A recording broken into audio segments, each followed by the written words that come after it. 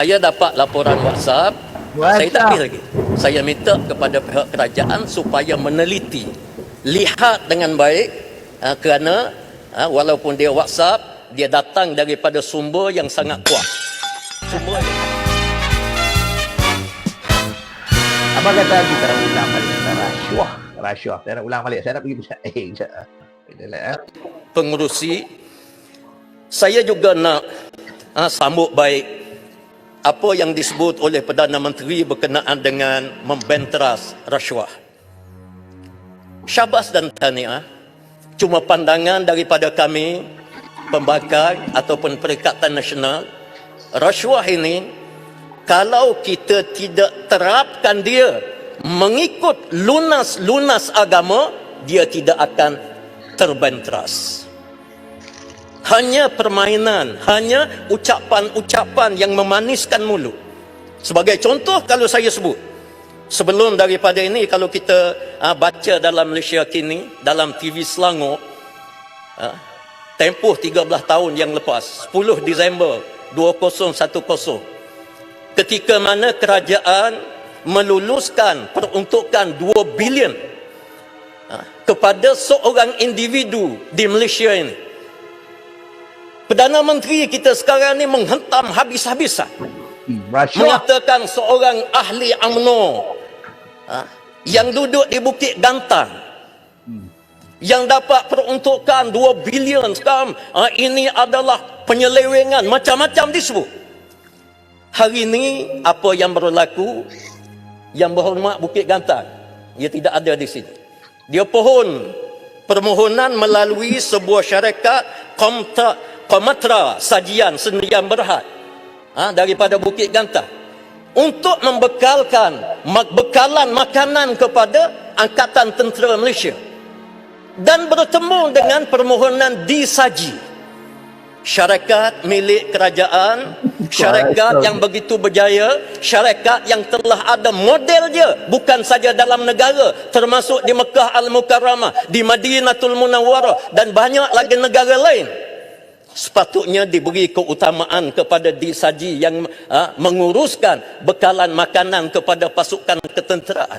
Tetapi wallahu alam, saya tidak nak sebut ura-ura yang berlaku diberi balik. Dulu dia hentam orang yang sama, tapi bila orang yang sama ini duduk di bawah ketiak dia nak bagi sama sebagaimana timbalan ya barangkali. Macam mana Arau boleh setuju Jadi bila duduk bawah ketiak ni, yang salah pun jadi tak salah, yang dulu dihentam begini-begini, sekarang ini jadi betul. Sebab itu saya mengatakan, kalau kita nak benteraskan rasuah, paksi dia agama. Kalau tidak ada agama sebagai paksi, kita nak hentam, nak benteraskan rasuah, tentunya kita akan benteras mengikut hawa nafsu kita. Kalau pembangkang, tak rasuah pun tuduh rasuah. Tak ada apa-apa lagi diisytihar kepada umum. Mahkamah tak ada putuskan lagi diisytihar begitu begini macam-macam. Dan saya bimbang, bukan takut-takutlah, confirm lepas daripada ini kerajaan bertukar. Kalau kebetulan bertukar ni, ada orang nak balas dendam. Balas dendam ini dilarang dalam agama. Orang boleh balik, orang boleh buat benda yang sama. Jadi sebab itu saya mengajak kepada semua supaya kita balik kepada agama, dan rasuah ini kita benteras sehabis mungkin, kerana rasuah ini adalah penyakit negara. Dan dalam isu ini, Komatra Sajian ini, saya ada satu mesej yang di mesej di antara Bukit Gantang dengan seorang pegawai. Di waktu malam, kalau saya nak baca ni ada, tapi makan masa, tapi saya nak sebut bahawa akhir dalam mesej itu bahagian datuk pun ada.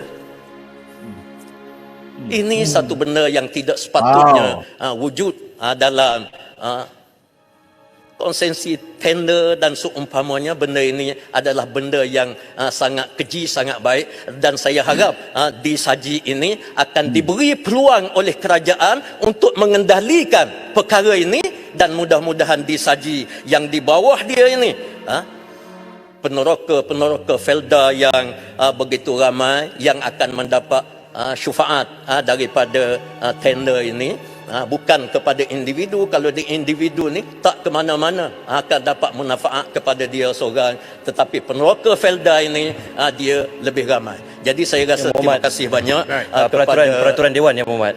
Saya ingin membangkitkan peraturan Dewan 366. Seseorang ahli tidak boleh mengeluarkan sangkaan jahat ke atas siapa-siapa ahli yang lain. Tadi berkenaan dengan kenyataan Yang Berhormat Pasir Putih, berkenaan WhatsApp dan sebagainya, itu adalah satu sangkaan jahat dan tidak ada satu dokumen yang sah yang mungkin saya perlukan penjelasan dan perlu tarik balik Yang Berhormat untuk penyataan tersebut. Terima kasih kepada Yang Berhormat yang sebut. Ucapan saya tak habis lagi. Tunggu dulu. Saya dapat laporan WhatsApp. Saya tak habis lagi. Saya minta kepada pihak kerajaan supaya meneliti, lihat dengan baik, kerana walaupun dia WhatsApp, dia datang daripada sumber yang sangat kuat. Dan saya minta supaya diteliti dengan baik, dicek dengan baik. Maknanya saya tidak menuduh secara membabi buta, tetapi kenyataan Yang Berhormat tadi mengatakan bahawa kalau duduk di bawah ketiak orang ni menyokong sebagainya, itu adalah sangkaan jahat Yang Berhormat. Tidak jahat. Itu ada. Tidak jahat. Tengok timbalan Perdana Menteri yang disabitkan dengan kesalahan. Julutong sokong tak? Julutong dulu waktu timbalan Perdana Menteri nak bercakap, dia minta supaya duduk. Orang yang disabit di mahkamah tak layak bercakap dalam Dewan Yang Mulia. Baik. Sekarang duduk dulu. Semua duduk dulu. Yang Berhormat Pasir Putih, saya mencadangkan kalau Pasir Putih ada semua maklumat, sila ke SPRM, teruskan buat laporan kepada polis untuk tindakan diambil. Kerana kalau berucap di sini saja, itu menyebabkan kita kita tak gentleman lah. Okey, insya-Allah. Bawa ke polis supaya saya ada pihak yang bawa, insya-Allah. Itu terbaik. Okey. Cuma saya nak kongsikan balik. Saya nak kongsikan jawapan oleh kita Anwar Ibrahim melalui dakwaan si Mamat ini bukan Mamat lah, YB ni lah. Alamak, saya kadang-kadang hilang. YB Pasir Putih ni. Janganlah pendapatan. Keduanya soal tata kelola. Tata kelola dalam hal ini tidak berbangkit kerana isu dia itu sangat telus. Umpamanya 85% rakyat tidak terlibat dalam kenaikan harga RON 95. Harga itu dibayar tanpa subsidi. Harga pasaran tanpa subsidi, bukan kenaikan. Ialah kepada T15 yang akan diperkirakan semula dan orang asing. Jadi sebab itu kadang-kadang dalam pandangan kita, kita harus teliti. Jangan hanya melontarkan secara sembrono tanpa fakta. Seperti mana saya dengar ucapan Pasir Putih sebelum ini. Bahawa Menteri Keuangan tak ikut tata kelola dalam pengagihan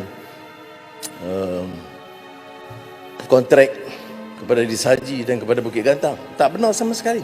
Saya yang sign, saya tahu. Ini dengar dari mana? Daripada TikTok. Ini belajar mana ni? TikTok. Seorang belah WhatsApp.